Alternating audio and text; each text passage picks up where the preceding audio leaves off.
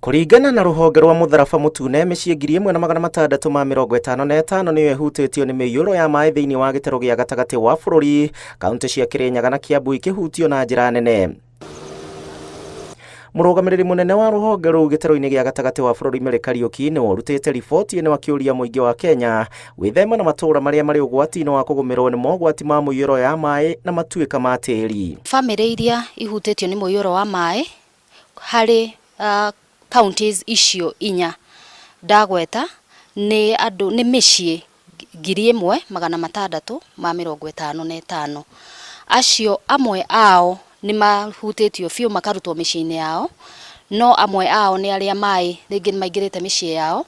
Nakuo kaunti-inĩ ya Tana River andũ 3 nĩ makuĩte na angĩ makĩria ma 20 matiramenyeka kũrĩa marĩ thutha wa gatarũ karĩa karamakuĩte gũtonyerera rũĩ-inĩ rwa Tana River hwaĩ wa ira. Arĩa marahonokirio mũtino-inĩ ũyũ nĩ 12 na maramũkĩra ũrigitani thĩinĩ wa thibitarĩ citiganĩte taũni-inĩ ya Garissa. Kile ambacho pia imechangia madhara haya ni control. Wale wenye biashara wanaangalia pesa zao. Mtu kama na 1000 angalia idadi ya watu ni kiasi gani, ndio pate pesa, ndio anajaza watu kwa boti. Serikali national government wamezembea kazi. El Nino imekuja imeharibu barabara hii Disemba. Wanasema contractor ako ground. Mpaka leo 4 months. Kama ungeka maram haingetokea maafa leo hivi. Ile boat kitu ambayo imefanya imezama ni overloading.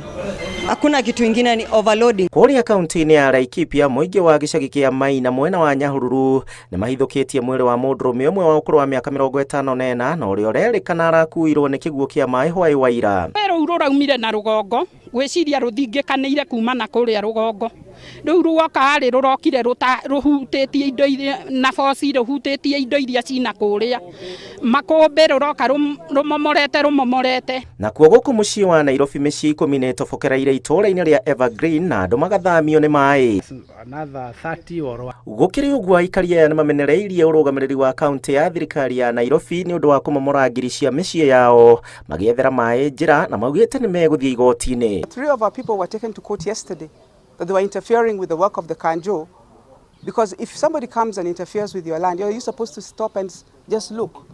They were taken to the Kanjo court. We're in court today. These houses are uninhabitable. The water cannot recede down if it continue raining, even if they make a 10-20 feet trench. That water will not go. Handũ-inĩ ha Inooro TV, njĩtagwo Gĩchimo Joseph.